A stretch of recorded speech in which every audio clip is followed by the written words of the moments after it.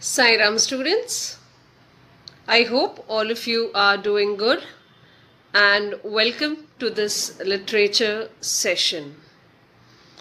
In today's class students, we will begin with a new poem that is A Poison Tree written by William Blake. Now William Blake was born on November 28th 1757 in London, and he passed away on August 12, 1827. He was a poet and a painter. He is considered as a figure in the history of poetry and visual arts of Romantic age. He used illuminated painting for most of his well-known works, including Songs of Innocence and Experience. He extensively wrote about God, nature, and the beauty of human imagination. So that's about the author. Let us know what the poem is all about. The Poison Tree by William Blake provides a clear lesson on how to handle anger both with a friend and enemy. It argues that, like a tree, anger grows if one suppresses it. The allegory within the poem, the story within the poem emphasizes that when a person hides or denies their emotions, they will become poisoned with bitterness and more vengefulness. So this poem basically revolves around a good lesson. And what is that lesson? How to handle your anger. Okay, so let's get started with the poem.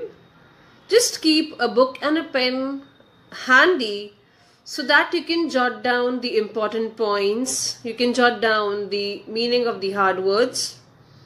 Okay, so let's begin with our poem. I was angry with my friend. I told my wrath did end. I was angry with my foe. I told it not, my wrath did grow. So here, what does the poet say? I was angry with my friend. He says that he was very angry with his friend. I told my wrath. Wrath is I expressed my anger. My wrath did end. So when he was angry with his friend, he told his friend that he didn't feel good about what his friend did with him. So what happened after that? His wrath did end. So once he expressed himself, his anger reduced. In fact, it diminished. Okay. I was angry with my foe. Foe is enemy. I was angry with my foe. I told it not. My wrath did grow. So what does he say over here? That now he is angry with his enemy. I told it not. I didn't tell my enemy that that he had hurt him. So what happened because of that? His anger grew. Let's just read the explanation. The poet is not only expressing his anger towards his friend as well as his foe in this stanza, but he has also depicted the difference between two types of anger. He states that when you are angry with a friend, what do? You convince your heart and you forgive that friend. Even though you are hurt, you know that he did injustice to you. You try your best to forget the past and end the feeling of vengeance in your heart. So this happens with everyone. When we are angry with our friend, okay, we may feel sad for some time, but then our fondness for that friend forces us to forgive that friend. Okay, maybe time being you don't feel good, but then after some time your heart forgives that friend. Okay, in spite of knowing that that friend has done injustice to you, you try to forget the past. You end the feeling of vengeance. What is vengeance? Vengeance is the feeling of revenge. Okay, so you forget that, and then you make friends with him or her again.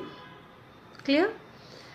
On the other hand, when you're angry with an enemy, it takes ages for you to calm your anger. Yes, this also happens with us.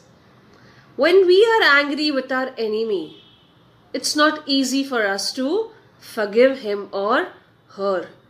It takes ages. It takes a long time to forgive that friend of yours. Yet, the anger and the feeling of vengeance does not diminish even with time. Very true. Okay? That anger that you have for your friend, that does not diminish. It continues to be there. Or, maybe it increases with time. In fact, the vengeance simply grows. That feeling of revenge, it just keeps on growing when it comes to your enemy. But when we talk about your friend, you forgive your friend very easily. Clear? Moving on. And I watered it in fears, night and morning with my tears. And I sunned it with smiles, with soft, deceitful wiles. Now students, you'll write down the meaning of the hard words. Sunned. Sunned means exposed to the sun. Deceitful is dishonest, untruthful.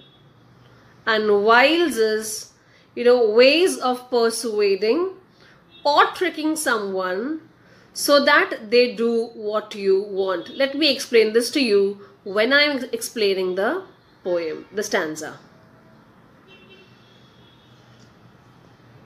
Okay, so what does the poet say over here?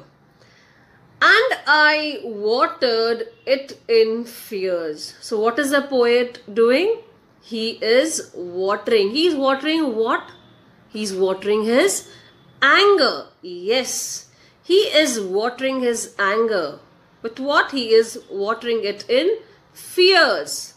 And night and morning with my tears. He would cry day and night. He would cry. And why would he cry? Because he used to feel bad for what had happened with him.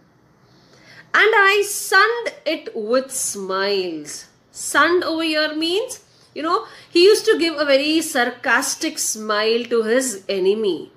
Though he was upset, he used to smile. But that smile was full of sarcasm.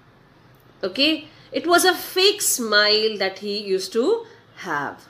With soft, deceitful wiles.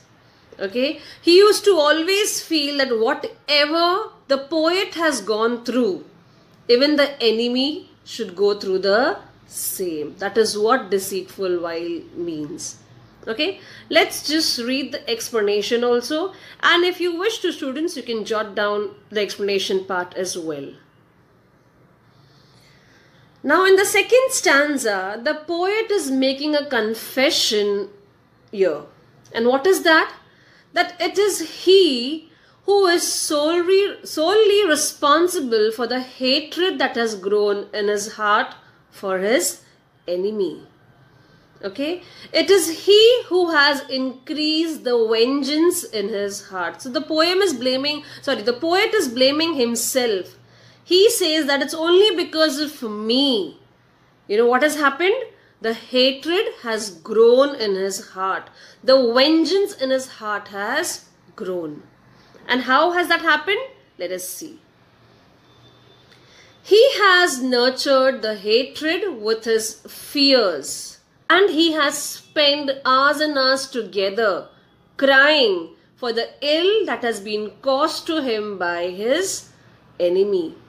So with what has he nurtured? The anger. He has nurtured the anger. He has nurtured the hatred with fears and his tears. He has also nurtured the hatred with his sarcastic smiles. Yes, he used to laugh, he used to enjoy, but all that was fake. Okay? And cursing his enemy to go through the same or worse sufferings.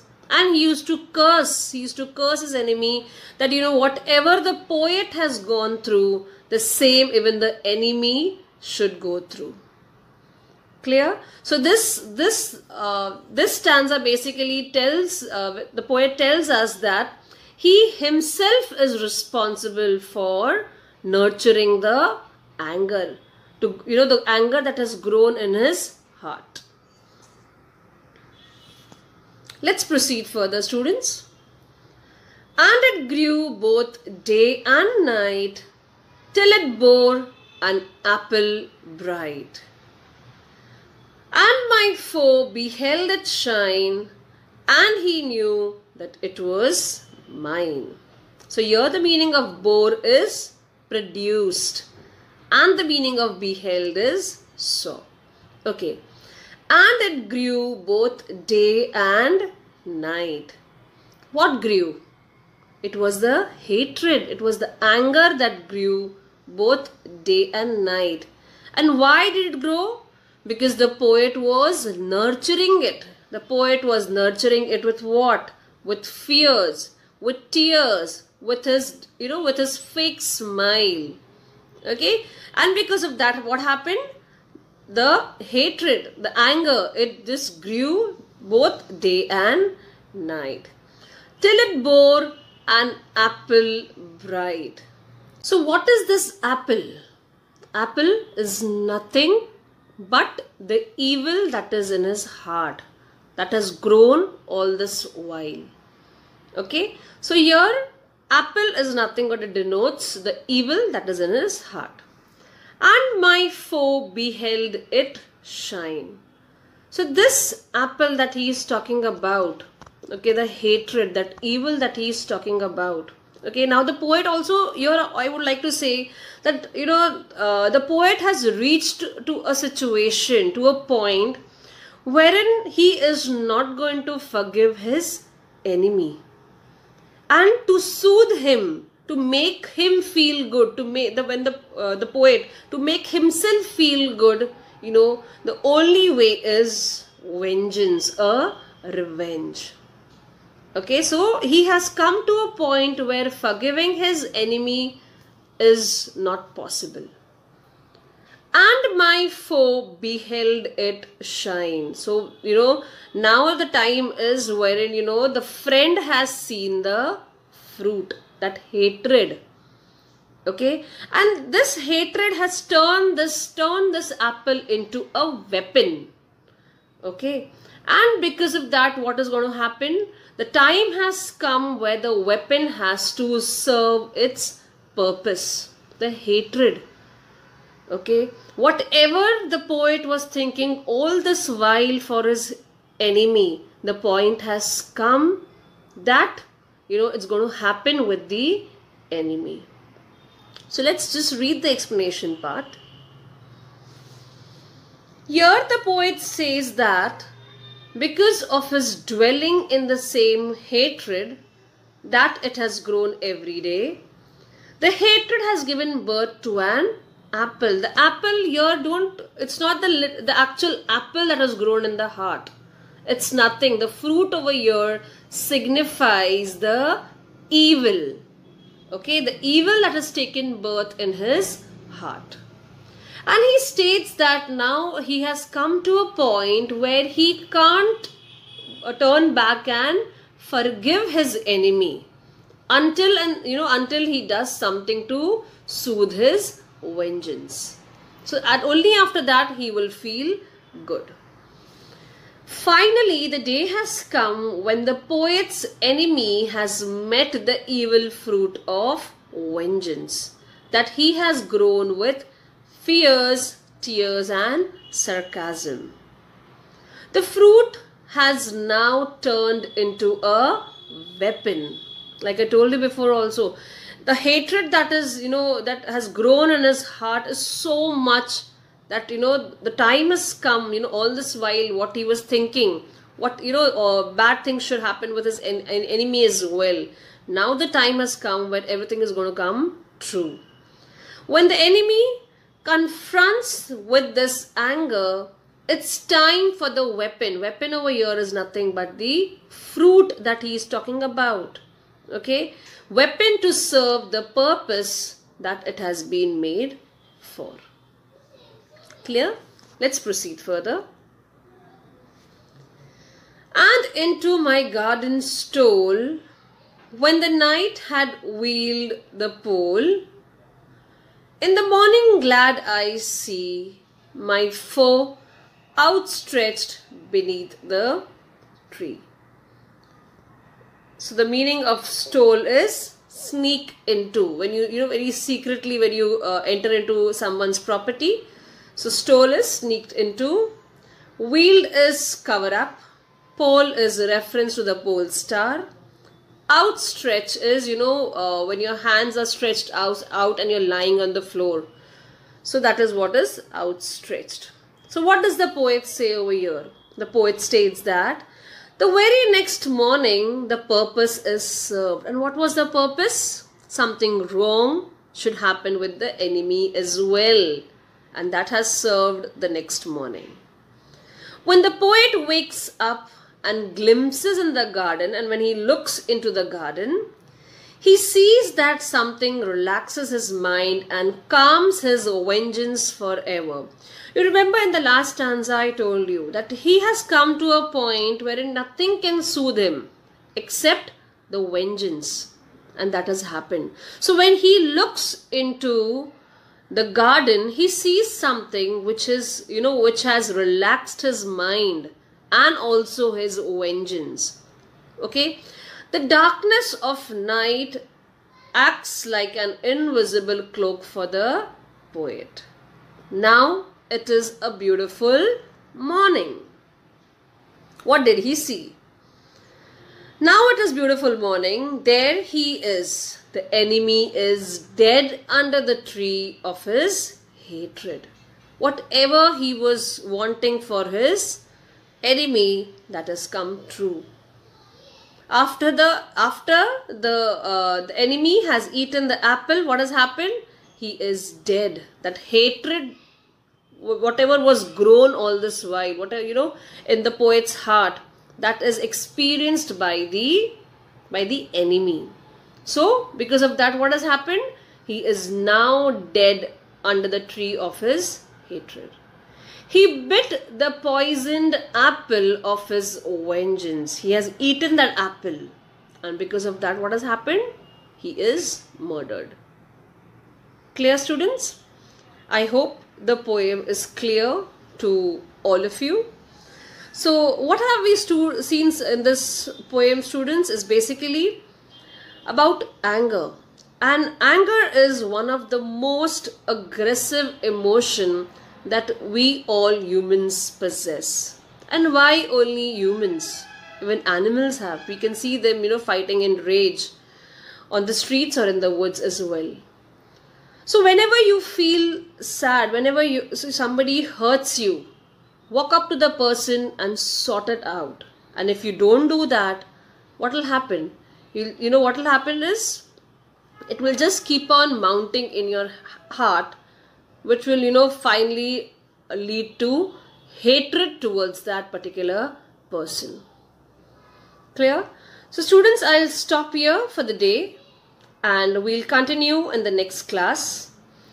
We will see the literary devices that the poet has used in the poem. Also, we'll go through the value points used of this lesson. So until we meet next, you will take care of yourself. Also students, there's a link with this particular video link which you will click on and answer the set of questions. Take care of yourself. Sai Ram and bye-bye.